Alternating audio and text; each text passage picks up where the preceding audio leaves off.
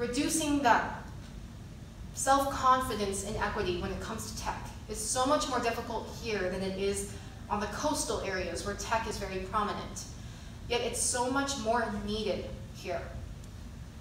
Because I was so obsessively laser focused on my goals, I assumed that all the other honor students would be as well. And it was baffling to me that these bright, talented, incredible kids were also interested in college. They wanted to go to parties and have fun and participate in extracurricular activities. When my friend Karen, who is blind and is currently a PhD student in cognitive neuroscience, was learning about DNA, she heard that DNA was a double helix and was told to visualize a double helix. Well, she didn't know what to visualize because she didn't have any prior knowledge of the double helix. It wasn't until she touched the model that she had a better understanding. Here we are, Americans, painting and rehabbing this hospital. As a 15-year-old, I witnessed this little girl holding on to life and passing away. Rape culture is, by definition, the judge who sentenced only 30 days to a 50-year-old man who raped a 14-year-old girl who later died by suicide, and defended that the girl was older than her chronological age. Rape culture is the mothers who blame girls for posting sexy pictures and leading their sons to temptation, rather than teaching these young men about the responsibility they have for their own sexual expression. Rape culture is the support of student athletes who are charged with rape and calling their victims career destroyers.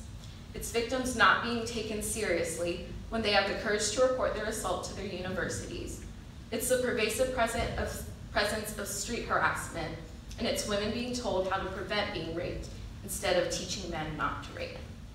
One of the memories ingrained in my mind is this young mother sobbing over the body of her dead son.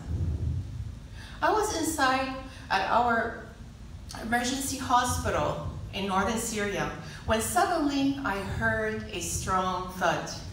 It was again one of those bombs that hit nearby village.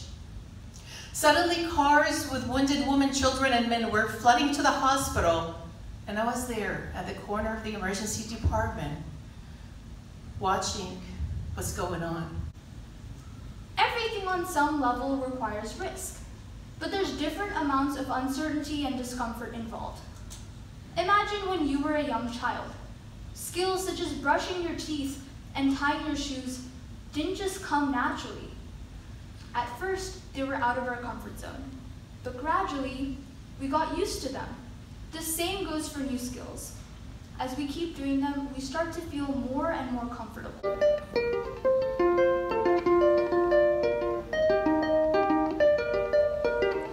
Take all of your wasted honor, every little past frustration. Take all of your so-called problems, better put them in quotations. Say what you need to say, say what you need to say, say what you need to say, say what you need to say, say what you need to say, say what you need to say. In preparation for this talk, I was told I can speak on any number of topics I want to speak on, as long as I don't speak on anything religious or political. Now, to be fair, that's a tough challenge to ask of a pastor. But I wanted to respect that. But why is it? Why is it the case that of all the different kind of TED Talks we may have, of all the different topics we may enjoy and talk about, why don't we speak of things that really do have meaning, such as religion and politics? We want to avoid those things. I would suggest. Maybe that's what people are nostalgic for. 17, living with your parents, getting a driver's license hot off the presses, feeling unified with your peers in your confusion, landing your first job, being told you have potential. At 17, at this age, we start making choices that impact nobody but ourselves. For the first time, the choices that we make, we're driving on our own, we're steering our own lives, And the choices that we make aren't affecting the people around us at all. Maybe a little bit, but generally there's no effect beyond ourselves. The one exception to this is your family, specifically the empty nest you'll soon be leaving behind. But even with them, the effects of your choices are affecting them less than ever. Is that what people miss?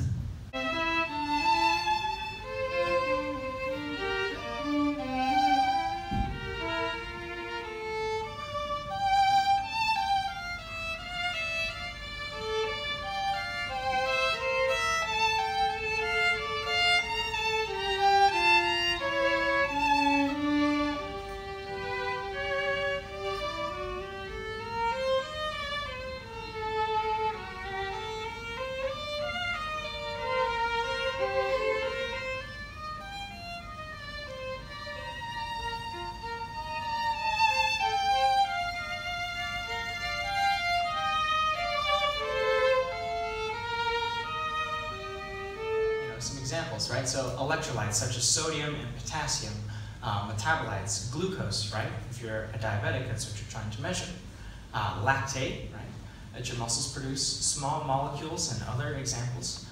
Proteins, even toxins and pathogens you can measure from your sweat. About this from the point of view of making sustainable materials, we have to move from a fossil fuel-based economy to a bioeconomy. We've fallen into the trap. We ask nice, neat questions that have nice, neat answers, questions that can be asked and graded by a computer, so the computer produces nice, neat data showing that we're doing a good job. The problem with this model of education should be obvious, but for whatever reason it's not. At least not until you compare what education expects with what the rest of the world expects.